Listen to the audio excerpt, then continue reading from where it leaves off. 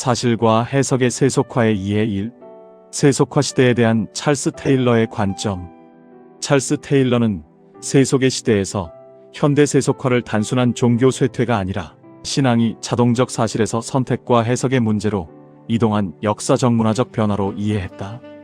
그는 근대 이성과 과학, 계몽주의적 자아의 주체화, 정치와 경제의 자율성 확대, 사회 문화적 조건의 변화를 통해 전통사회에서 신앙이 자연과 사회적 도덕 규범의 배경으로 기능했음을 설명했다. 근대 이후 인간은 내적 경계를 가진 자율적 주체로 이해되었고 세계는 더 이상 초월적 질서를 전제로 하지 않아도 설명 가능한 이성적 사고를 수용하게 되었다. 이러한 변화 속에서 테일러는 세속화를 신앙의 소멸이 아니라 선택과 성찰의 문제로 보며 내재적 틀의 개념으로 설명했다. 신앙은 부정되지 않지만 절대적 전제로 강제되지 않으며 인간은 믿거나 믿지 않을 자유를 가지며 무신론과 불가지론 등 다양한 영성이 공존하는 사회적 구조가 형성되었다고 본 것이다. 테일러의 핵심 주장은 현대 세속화 속에서도 신앙이 능동적 선택과 성찰적 응답 속에서 살아있는 진리로 실현될 수 있다는 점이다.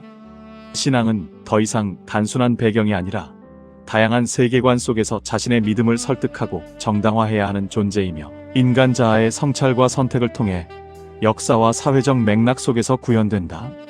그럼에도 테일러의 분석에는 한계가 존재한다.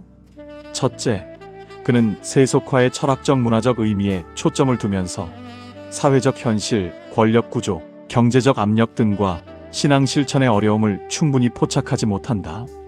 둘째, 내재적 틀은 신앙과 비신앙의 공존을 강조하지만 실제 사회에서 나타나는 윤리적 혼란과 갈등, 인간 행동의 복합성을 완전히 설명하지는 못한다. 셋째, 테일러는 신앙의 성찰적 전환을 강조하지만 성삼위 하나님의 완전한 사역과 인간 순종과의 관계를 충분히 다루지 않아 신학적 보완이 필요하다. 결국 테일러의 주장은 현대 세속화 속 신앙의 철학적 문화적 의미와 선택적 실천을 잘 조명하지만 사회적 신학적 현실과 통합적 이해 측면에서는 한계를 가지며 이를 보완할 때 현대 신앙과 세속화의 상호작용을 더 입체적으로 이해할 수 있다. 2. 세속화는 사실상 자명성이 무너진 시대의 결과물이다. 테일러는 세속화를 단순히 종교가 약해진 현상으로 보지 않는다. 그에게 세속화는 신의 존재가 거짓이 되었다는 선언이 아니라 신을 믿는 방식의 조건이 바뀌었다는 역사적 진단이다. 전통사회에서 신앙은 하나의 해석이기 이전에 사실처럼 작동했다. 세계는 초월적 질서 안에 놓여 있었고 자연의 변화와 정치 질서, 도덕 규범까지 모두 그 질서를 전제했다. 신은 증명해야 할 대상이 아니라 이미 공유된 배경이었고 공동체는 그 배경 위에서 사고하고 행동했기에 믿지 않는 삶은 예외적이었으며 무신론은 철학적 입장이라기보다 상상하기 어려운 상태에 가까웠다. 그러나 근대 이후 상황은 근본적으로 달라졌다. 과학은 자연을 자율적 법칙의 체계로 설명했고 정치 영역은 종교 권위와 분리되었으며 경제와 사회는 스스로 작동하는 구조를 형성했다. 개인은 더 이상 우주적 질서에 열려있는 존재라기보다는 자기 내부의 경계를 형성한 주체로 이해되기 시작했다. 이런 변화 속에서 세계는 초월을 전제하지 않아도 충분히 이해 가능한 공간처럼 보이게 되었다. 테일러는 이를 내재적 틀이라 부른다. 이 틀은 신앙을 직접 부정하지는 않지만 신앙을 필수적인 설명 원리로 요구하지도 않는다. 초월은 가능성으로 남지만 전제는 아니다. 따라서 세속화란 신앙의 소멸이 아니라 신앙의 지위적 변화다. 신앙은 자동적 사실의 자리에서 내려와 해석과 선택의 자리로 이동했다. 오늘날 우리는 신을 믿을 수도 있고 믿지 않을 수도 있기에 어느 쪽도 사회적으로 배제되지 않는다. 신앙, 무신론, 불가지론, 다양한 영성이 동시에 존재하고 서로를 의식한다. 이 다층적 공존이 바로 현대 세속성의 특징이다. 결국 테일러는 현대의 위기가 진리가 사라진 데 있는 것이 아니라 진리가 더 이상 자명하지 않다는 데 있다고 본다.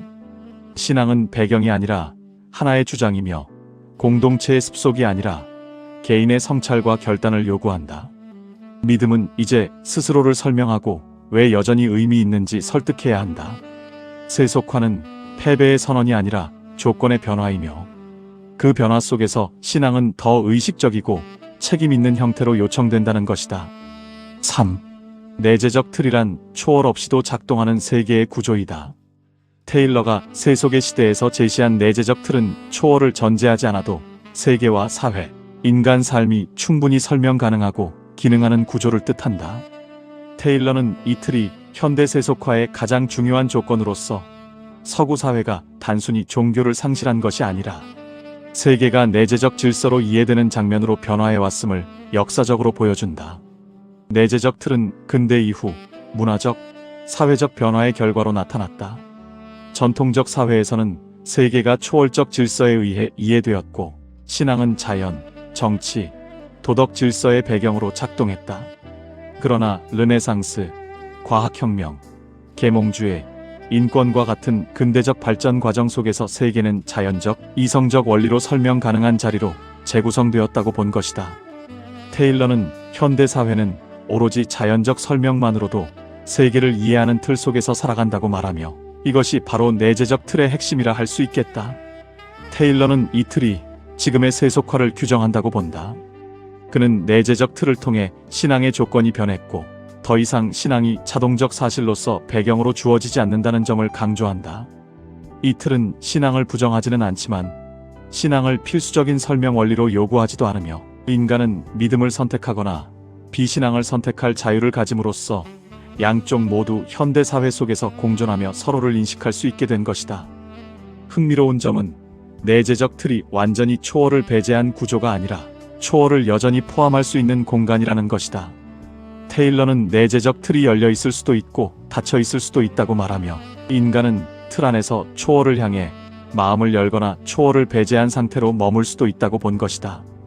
내재적 틀은 또한 현대인의 신앙 경험과 갈망을 구체적으로 설명하는 도구가 된다.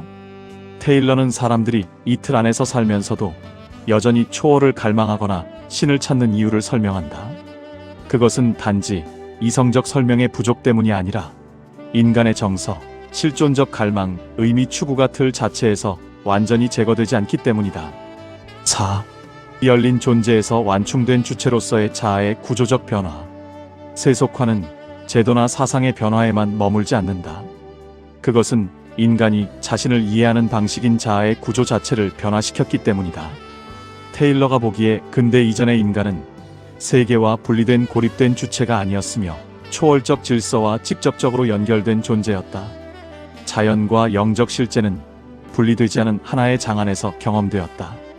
즉, 축복과 저주, 은총과 악한 영향은 상징이 아니라 실제로 작동하는 힘으로 이해되었으며 그 결과 자아는 외부 세계와 영적 차원에 열려 있었다.